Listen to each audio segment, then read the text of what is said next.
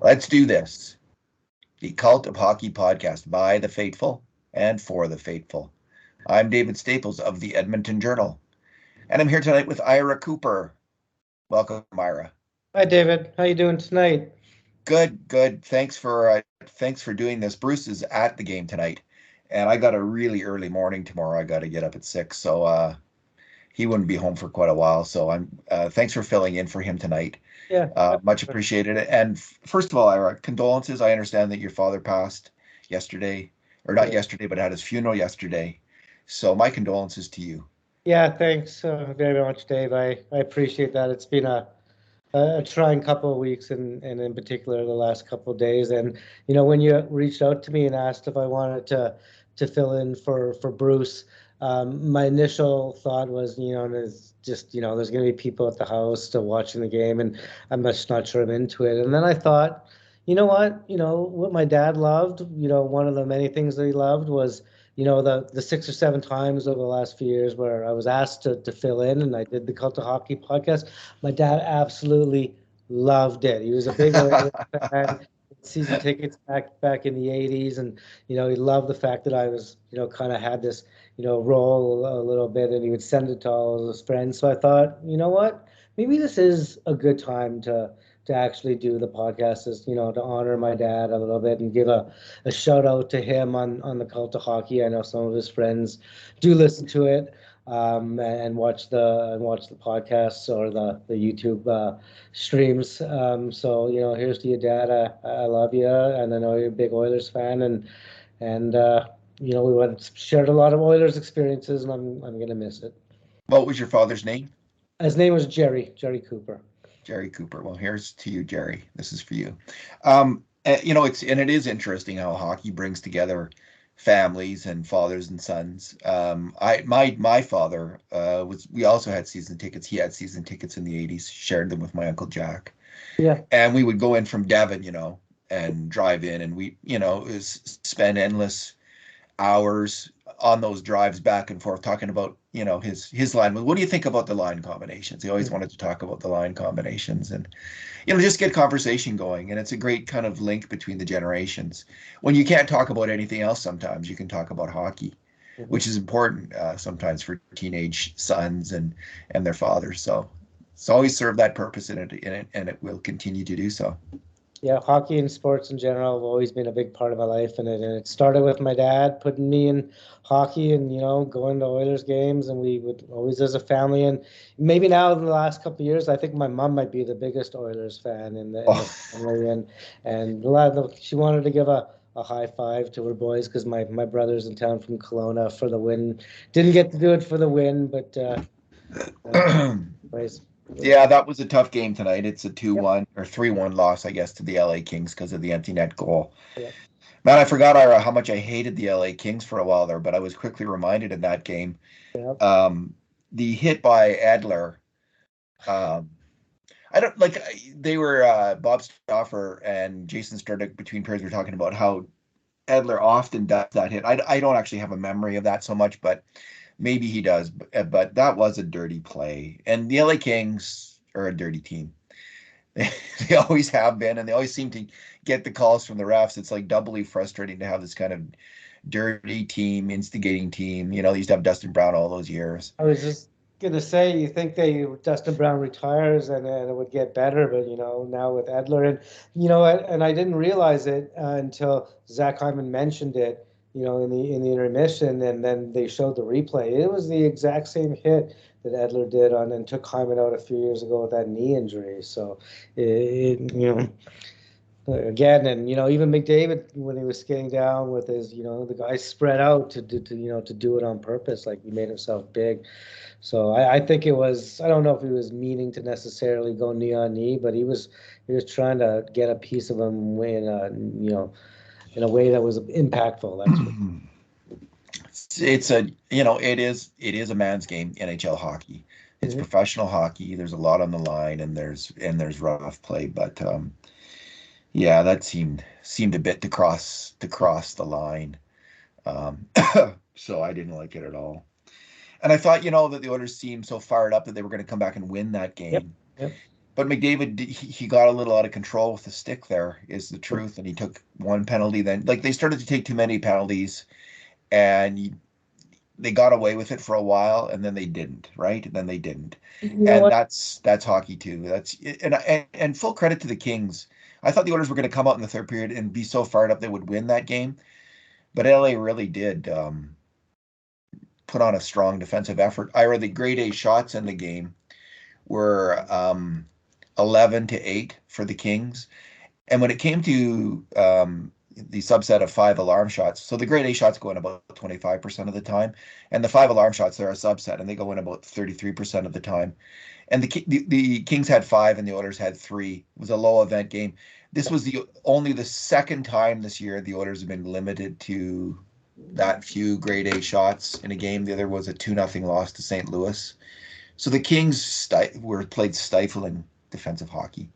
Yep, and as they've been known to do. Yeah. Yeah. All right. This is our 2 good things, 2 bad things, and 2 numbers podcast. What is your good thing, Ara? I think I'm going to go with the overall play of Evan Bouchard. I thought that he was driving play from the back end from the very first shift of the game. I know that many will talk about the 10 shot attempts, and I think he had 7 shots blocked in the first, but there was a couple that I thought he could have worked a little better to get through, and they looked like they were going to get blocked, but I did really enjoy as Louis DeBrusk likes to say, the shooting mentality, and he was doing a great job walking the line, walking that blue line to try and get shots through. He fired a couple great, cross seam transition passes right on the tape. And he even had a little truculence. There was one kind of out of the nowhere cross check at the end of one of the periods that he threw. As that game was getting a little dirtier and dirtier, Bush stepped up in that area as well, and even a couple solid defensive plays. One where I think it was Kulak got kind of beaten down low, and he made a great recovery play to, I think it was Arvidsson, to negate a shot until Kulak got beat again on the boards for the second time in about 5 seconds. And I think I can't remember if it was Kempe or somebody had a shot that Skinner had to make a save on. But I think Bush, all in all, I think he led the team in 5-on-5 ice at 20 minutes. I think he deserved every second of that. And I think only 3 shots on net, but I think it was 13 or 14 shot attempts. So you can look at that as a good thing or a bad thing. But when he was on the ice, they dominated the possession. Not all the shots were getting through, but I thought he was pretty dynamic for most of the evening. Yeah, I mean, some people were making jokes that he's going to be taking over Andre Sekera's Shinpad Assassin nickname, but I thought that was kind of unkind, frankly, because Bouchard gets his shot through so much. There was once when he joined the Rush and he looked really dangerous. I'd like him to join the Rush more and be a bit more assertive on the attack. I think as his offensive confidence in game develops, and he should be encouraged to do this. Like get up there in the play, take part in the play. He's by far their best offensive defenseman. And Tyson Barrie's has some real skills, obviously passing and shooting the puck. Tyson Barrie's makes good decisions with the puck, especially in the offensive zone. Like his kind of half court game, so to speak, is excellent. But Bouchard, just the breakout passes, the shot from the point, the passes in the offensive zone. He is a dangerous, dangerous player, and the Oilers, I think, I wouldn't be surprised to see him featured on the top pairing with Nurse at some point this year. Nurse would have to change his game a little bit and defer offensively to Bouchard, pass the puck. One of the problems in the past when they've been together is Nurse likes to shoot. Yep. He's got a good shot, but you don't want him shooting when Bouchard's there. You want him setting up Bouchard. So Nurse would have to change his game a little bit and defer at the offensive blue line and then the attack to Bouchard a bit more. But I think in the end, you want that probably as your top pairing for the next few years going forward. I would have to hope that that's the plan going forward, and especially with, I think they have played together 40 to 50 minutes. I remember seeing this a few days ago, Nurse and Bouchard, and the numbers are by far greater than Nurse and Cece or Nurse and Barry for this season. I know Nurse and Cece were quite well last year, but it's just not quite as consistent. Not, they're, No, pairing up yeah, the middle early in the game yet again. So I think Bush has had, as we all know, is a fairly uneven season and quite a few defensive struggles. But I thought tonight was quite the bounce back game. And if he can continue with games like this, the goals will come eventually, and he's going to get his points and the confidence. And I think by the end of the year and going into the playoffs, I'm going to hope that you're right, and we're going to see the Nurse Bouchard top pairing. yeah. Because if this team's going to go anywhere in the playoffs, they're going to need some players to step up and be better than they are now. Yeah. And Bouchard, it's mainly the younger players on the team who are really capable of that. I mean, you're not going to get a lot more out of McDavid and Draisaitl and Nugent Hopkins and Hyman and players like and Nurse, even Cece. But it's the these younger players between the ages of 22 and 26, 27 who need to get that much better. And it may happen. We'll see. We'll see. Um, my good thing is there's a couple newcomers on the team who in the last couple games have really impressed me. Klim Kostin has never been much of a scorer at any level of professional hockey. I don't believe. I'm just going to confirm that. And but man, he's got some real presence on the ice in terms of his physical play. He is a big, tough guy with the puck. And who did he hit tonight? He really blasted someone with a good hit. A couple hits, a couple big ones. Yeah, exactly who the. I think it was Doughty actually, if I'm not mistaken. Anyway, he's a big guy and made some good plays with the puck tonight.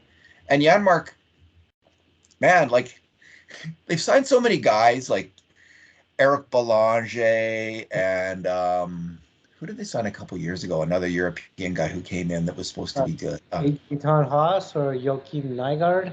No, it was a guy who'd been in the NHL for a while. I'm just trying to think. Anyway, it's supposed to be good. Played with Puljujärvi and Nugent Hopkins to start. Yeah, he had a brother who was better than him. I think. Oh, Granlund. It Yeah, wasn't even Granlund. Yeah. I'll just the lesser Granlund. see if I can think of it. Anyway, Janmark, it's like, whoa, maybe the pro scouts got it really right. Like the pro scouts recently have been a lot better than in the past. I mean, some of the signings like Hyman and Cece and players are working out a little bit better. Yep. But they didn't for a long time. And they bring in players kind of in this Matthias Janmark mold who just would not work out. They would be very disappointing, I'm looking for it. I still can't find the guy's name. Ryan Spooner. No, it wasn't him. Anyway, he's carrying the puck well, Janmark. He's can make plays with the puck. He puck protects well. He seems to be strong on defense. He looks like, man, this guy could be like a useful third line hockey player. Yep. So good. Maybe even play up the lineup a little bit now and then. So we'll see. Truth be told, for a good 400 games, he's been a useful third line left winger in the NHL, and he still is. And I think the only real reason he was in the AHL, because I didn't think he had a bad camp. He wasn't, great, but he was a veteran that just kind of gets his timing and whatnot during camp. But it was a cap casualty. Like that was the only reason why he wasn't on the team. On the other hand, Klim Kostin absolutely 100% earned that call up as well. Like I'm as you know, Dave, I'm a fairly avid watcher of the Condors. So I didn't really know anything about Kostin except I watched him play about 8 games in the AHL, and you know what he did? Pretty much exactly what he did tonight. He is can be quite impactful from the red line forward. He's big, he's fast, he's aggressive, he gets in on the forecheck, and he can bang bodies, and he's got some skill. What I did see in Bakersfield was, the odd tire fire without the puck, and somewhat a lack of commitment at times from the red line back. But to tell you the truth, and I'm going to give the player credit because that was mostly in the first, 2, 3 weeks of the AHL season, and whether it was Chalk coaching him up or, maybe him just finding his fitness, but he got a lot better in that area as the Condors kept playing, and I haven't seen any major defensive mistakes or lack of commitment from him in his was it 3 games now? So, and also like he uh he has a penchant, at least in the AHL, for taking the Evander Kane like neutral zone minor. Yeah, He take a lot, but again, that was basically the first 6, 7 games. In the last couple games, a couple weeks in the AHL, he seemed to cut that out. So if he can find a consistency away from the puck, I think he can be. He's never going to score. I shouldn't say never. He's probably not going to get you 25 goals, but I think he can be a solid, third liner, maybe with the odd opportunity to move up, because at this point we're still searching for someone to fill the Kane and Yamamoto void. So, yeah, Klim's going to be that guy, and he probably isn't. But I think for a game or two, or a shift or two, and as we were talking about before the pod, they seem to get elevated right near the end of the game. I was getting a bit annoyed that it took a while for those two to get elevated, but they got a shift with the empty net of all times. yeah. I would have liked to see him get a little bit more ice time Yeah. as that game was going on. So Janmark has been kind of a 20 to 35 point guy Yeah. in his career. So he's got a bit on the attack. The guy I was trying to think of was Jussi Jokinen. He Oh, came he came with a bit of a reputation. We were all expecting some good things, and he just was useless. And that seemed to be the story of the Oilers for years. They'd bring in players, and they were essentially useless. All these pro players and older pros. yeah. But Janmark looked really good. I mean, he made one really kind of end-to-end rush and got a nice shot on net. Good speed Puck on that. protected very well, wins pucks on the board. So yeah, I mean, it's you're right. Like they're going to have to find someone. They got to find someone else other than Hyman and Nuge to play who can do well. I've liked Fogel actually. Mhm. With I didn't mind Fogel tonight, although he was semi culprit on both of the goals. I didn't mind him tonight on Draisaitl's line, and I liked him the other night. Maybe he will fit in there for a while, but they still. Puljujärvi is he looks like he'll never score. Yeah. Is how he looks. He is a good defensive player. He's always back on the back check. He's a diligent forechecker. But man, he is struggling out there to make a play on the attack. He just seems to lack all offensive confidence again. I liked him better on the third line Mhm. with McLeod, and maybe that's where they should put him. Maybe I don't know. I guess they like McLeod as the third line center. I like McLeod as the third line center, but maybe it's time to try him on one of the top lines. I don't know.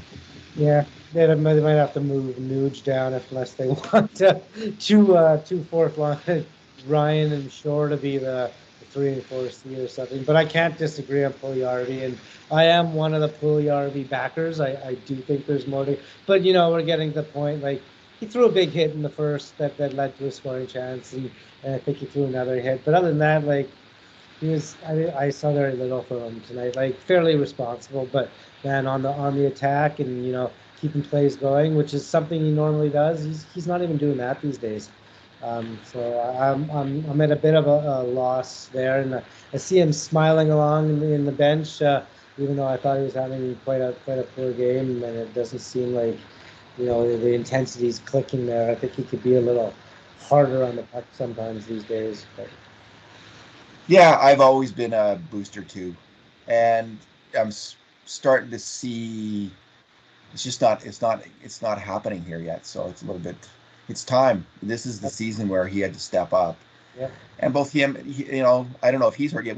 I always was postulating that Yamamoto was Yeah. playing hurt, and I think he was. So maybe there's an excuse there. But Puljujärvi's just got to make up his mind that he's going to go for it. That he's going to get the puck and he's going to take it to the net. He's just going to do it, and no one's going to stop him. See if that works. I Yeah. think players have to get to that point of desperation where they're just going to just go for it because playing cautious hockey is not working for them. All right, let's go to our bad things. What is yours? Yeah, I think my bad thing is going to be just the general inability to break through the Kings' defensive structure and get pucks on net and get those higher grade scoring chances. That was going to be my bad thing before you even mentioned the high danger and 5 alarm. And what was it? 3 5 alarm chances for the Yeah, game. That's a shift for McDavid sometimes. So yeah, it is. and it wasn't for lack of trying, and I know that I'm not sure what it ended up, but the Oilers had vastly more shot attempts through 2 periods than the Kings, but the shots were heavily in favor of the Kings just because like it was like old school hockey. Like you don't see people like diving to block shots anymore, but the LA Kings were doing it, and I don't want to say that Jay Woodcock got out-coached by Todd McClellan, because I think there's a lot more to a in-game coaching than what the average fan, which I am, sees, and we think that this guy didn't get enough ice time, so coach got out-coached. I think there's a lot more going on than, so I will never profess that the coach got out-coached, but that was Todd McClellan had his team. McDavid had some clean air in the neutral zone, but they gapped up at the blue line, and he could never break through. He was getting the puck knocked off every time that he had a bit of time and space. Shots were they just couldn't get them through. They had, I have memories from watching the Condors game of Cal Peterson getting just bombarded by the Condors and like stealing games. And he didn't steal games, but once again, the Oilers organizational team couldn't score on Cal Peterson. I've been seeing that for 4 years now. Every other team can score on him, but this team can't. So it was just an overall. It wasn't lack of effort. It wasn't lack of trying to get pucks net. It wasn't them trying to overpass, which they can be, guilty of, trying to look for the perfect play. They couldn't get pucks through. They couldn't get bodies in front to create that scoring chance. And the one time they made the beautiful cross ice for the one timer in the Leon spot, it was Nurse, not Leon, and he missed the net. So I Yeah, going to indeed. be a goal because I presumed it was Leon, but it was Nurse down there about halfway through the third, I think it was. So Yeah.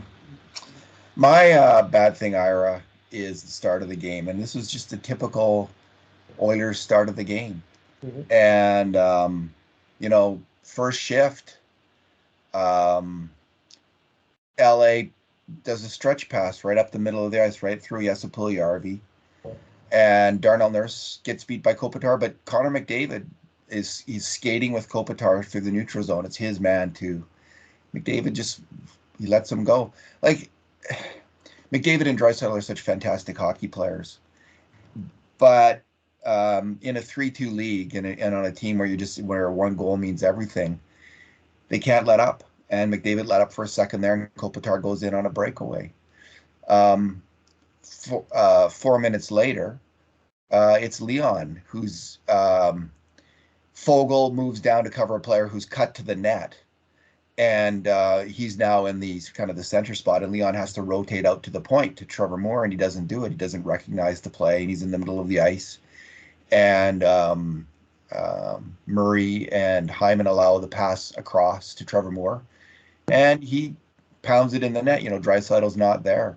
Yeah. Fogel's screening the goalie a little bit. Skinner should have had that one, I think. Well, It was Fogle a was in no man's land, halfway between not blocking the shot and not screening the goalie, kind of moving his body sideways at the last minute. yeah. It was a soft goal against, because a number of players lost battles. Like there was a number of defensive breakdowns. It was a nothing play by LA until players started to lose battles and break down. Yeah. And if there's just a little bit more effort or success from any one of them, it stops. But they all start to, and they all get, then they all start running a little bit. They all lose battles. They're all behind the play. They lose their man. There's a wide open shot, and the goal goes in. This is the story of the Edmonton Oilers this year. They are not defensively disciplined. They've got poor defensive habits early in the game.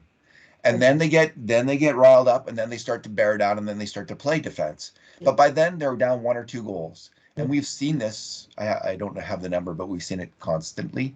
We saw it again tonight, and it's not just their weak players. People like to say, well, it's blah blah blah, Holloway and Ryan Murray and Niemelainen, and yeah, they are part of the problem.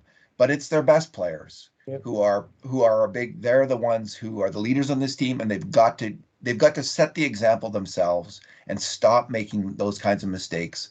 McDavid, Draisaitl, Nurse, CC, early in the game. They've got to buckle down and get it done. And until they do, the Oilers are going to keep losing games like this. So And you nailed it kind of when you started there. It's not that they can't do it. It's it's the start of games because you mentioned the plays by McDavid and Dry early, and then the goal that resulted on the Dry Fogle play there. But then I thought 2/3 of the way through the first, and for the rest of the game they locked it down. they Like did. very They did. few, like there was the odd defensive error, but not a major breakdown. And how many scoring chances did LA have after that? None until, I shouldn't say none, but until the main one on the, I guess it wasn't the power play goals right after the power play, and Yeah. even and there was a breakdown on that, but they for the most part locked that down for 45 minutes, and it was a tight defensive struggle. Neither team were able to break through, but the difference is the Kings locked it down for 60 minutes, not for 45 minutes, and they scored a goal in those first 15, and then they traded goals, and there it is. That was the difference. The Yeah, Kings locked it down for 60 minutes, and yeah, the Oilers locked it down for 50. yeah, And that's how you lose a game. yeah. And so they're going to keep losing. They have pretty good talent. They obviously have brilliant talent on this team. I think their talent level, if they're all healthy, their talent level is as high as any team in the NHL. And it's just they got to figure this out. I mean, they did figure it out in the playoffs last year in the LA series in Game 6, and they started to play strong defensive hockey. But you know, it's probably hard to play with that kind of intensity, but it is a matter of habit, and I think they can. You know, I'm not expecting them to be perfect, but this is a trend at the start of the game where they're just a step behind. They're not sharp defensively. They're not committed to making the hard and smart play defensively early in the game. They've got to be. And Yep. if they don't, they're going to just keep be a 500 team for the next few months or worse. They might even dip below 500. So we'll see what happens. Hopefully we don't have to go that far. I hope so. I hope not. Okay, let's go to our numbers. What's your number? Actually, if you don't mind, Dave, I'd like to do my number after yours. Okay, I'll start with the number. Well, my number is a defensive number, and it's really straightforward. The Kings blocked. Let me just see here. The Oilers blocked 8 shots, and the LA Kings blocked 29. It's the There was story of the game.